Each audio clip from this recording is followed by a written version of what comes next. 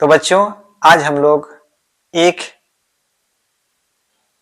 महत्वपूर्ण विषय लेकर आप लोगों के समक्ष उपस्थित हुआ हूं, जो हमारे शरीर, मन, मस्तिष्क एवं संपूर्ण विकास के लिए अति आवश्यक है, और वो है योग। सबसे पहले हम लोग देखते हैं कि समझते हैं कि योग क्या है। योग शब्द युज धातु से बना है, जिसका अर्थ होता है जोड़ना। जीवात्मा का परमात्मा से मिल जाना, एक हो जाना ही योग कहलाता है।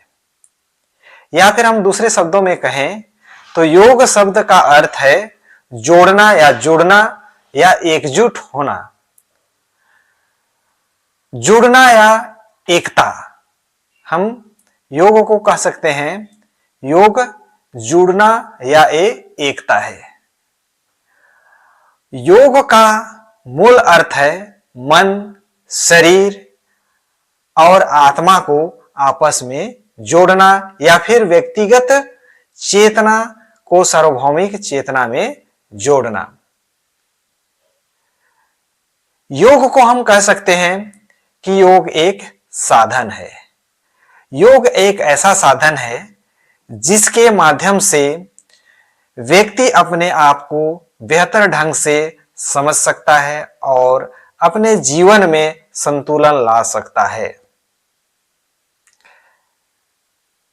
आगे हम लोग देखते हैं, योग एक आध्यात्मिक अनुशासन है। योग को एक आध्यात्मिक अनुशासन के रूप में भी देखा जा सकता है, जो मन और शरीर के बीच सामंजस्य लाने पर केंद्रित करता है। योग स्वास्थ्य जीवन है। योग स्वास्थ्य जीवन जीने की कला है या विज्ञान है। योग के विभिन्न पहलू हैं। योग में शरीर व्यायाम, जिसको हम आसन कहते हैं, सांस लेने की तकनीक, जिसको हम प्राणायाम बोलते हैं, ध्यान और मन अभ्यास शामिल है, जो मन और शरीर को शांत और संतुलित करने में मदद करते हैं। इसमें जो है हम आगे देखेंगे अष्टांग योग।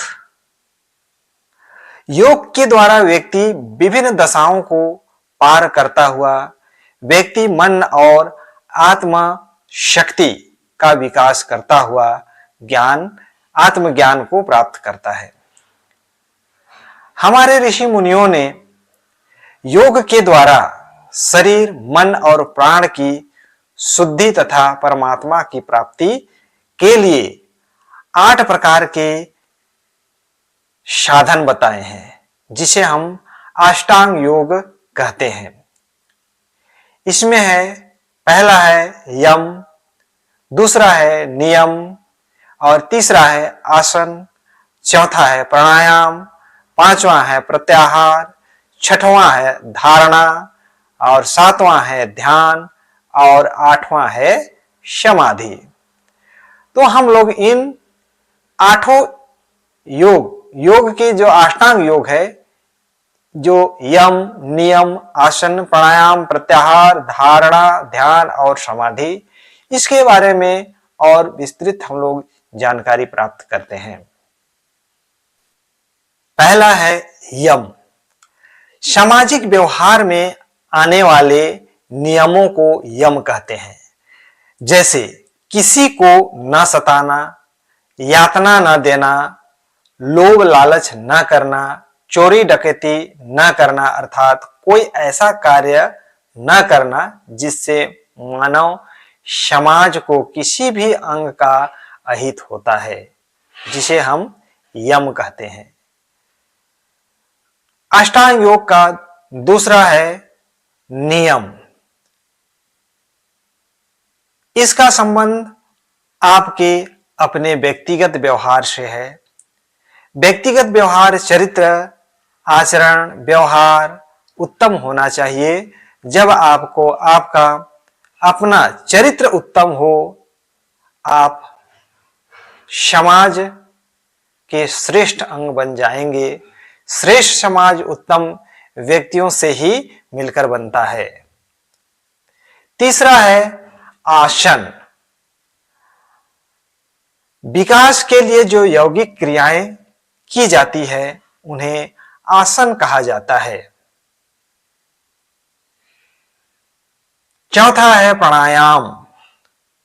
यूं तो प्राण विज्ञान बहुत व्यापक विषय है, परंतु इसके अनेक अंगों का संक्षिप्त विवरण इस प्रकार है।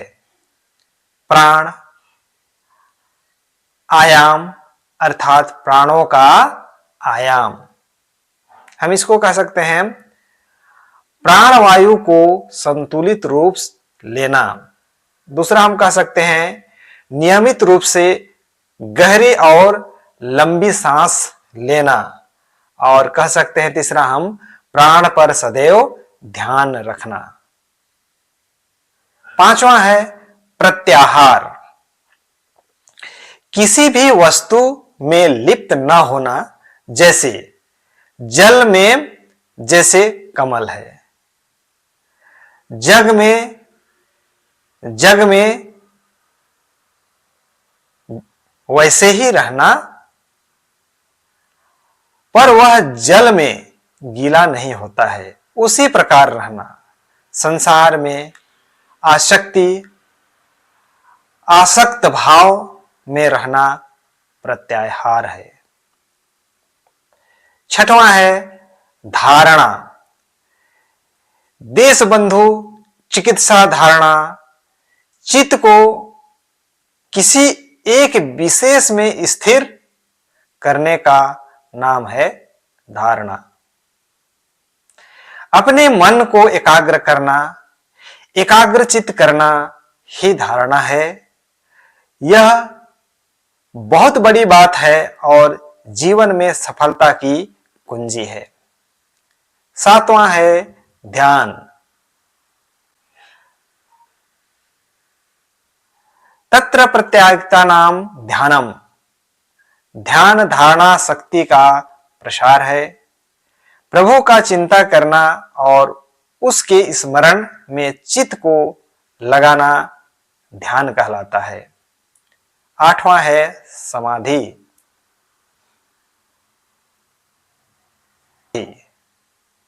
केवल ध्येय मात्र की प्रतीति होती है, चित्त अपना स्वरूप शून्य हो जाता है, वही ध्यान समाधि कहलाता है।